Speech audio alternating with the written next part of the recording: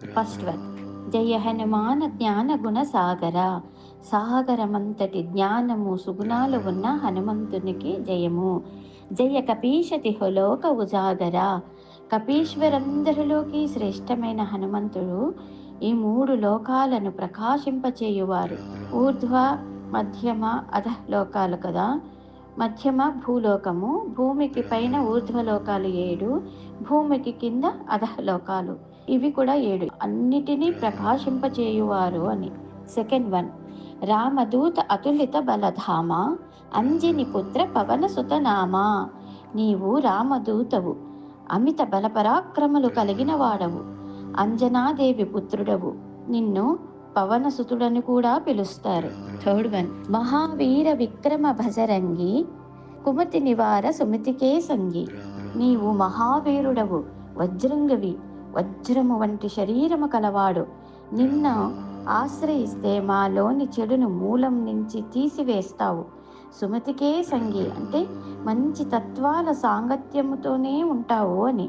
మంచి మనసు, బుద్ధి, ప్రవర్తనలో ఉన్న వాళ్ళకి హనుమా అంటే చాలు, ప్రక్కనే నిలబడి కాపాడుతావు. ఫోర్త్ వన్, కంచన వరణ విరాజ సువేశ కానన కుండల కుంచిత కేశ. హనుమని ఈ విధంగా వర్ణిస్తున్నారు కదా, అలాగే మనం కూడా ఊహించుకుందామా. బంగారు ఛాయతో దివ్యమైన వస్త్రాభరణాలను ధరించి ఉన్నావు.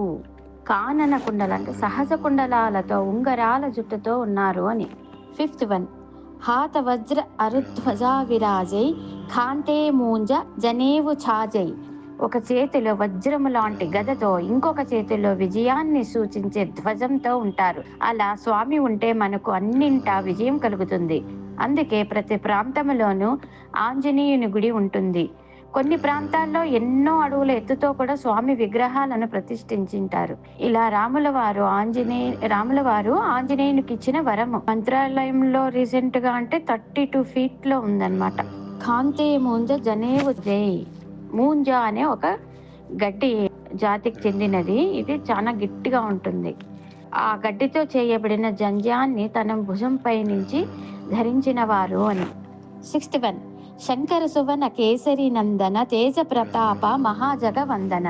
పరమేశ్వరుని తేజముతో ఉద్భవించిన వారు, కేసరి అనే శ్రేష్ఠుడైన వానరునికి పుట్టినవాడు. నీ తేజస్సు ఎంత అపారమైనది అంటే ఈ జగములోని వారందరూ కూడా నీకు వందనం చేస్తారు. సెవెంత్ వన్, విద్యావాన గుణీ అతి చాతుర రామకాజ కరివేకో అతుర. నీవు సకల శాస్త్రములను అభ్యసించిన వారవు, మిక్కిలి గుణవంతుడవు. ఎప్పుడెప్పుడు ఆ రామకార్యము చేయడానికి దొరుకుతుందా, దీనిని నెరవేరుద్దామా అని ఆతురతో ఉన్నవాడవు. ప్రభు చరిత్రసుని వేకో రసియ రామలకన సీతామన బసియ.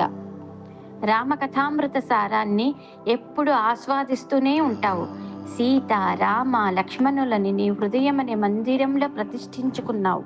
నైన్త్ వన్, సూక్ష్మ రూపధరి సియహి దిఖావా వికట రూపధరి లంక జరావా. సూక్ష్మ రూపములో సీతామాతని దర్శనం చేసుకొని వికృత రూపం దాల్చి లంకనంతా దహనం చేశావు.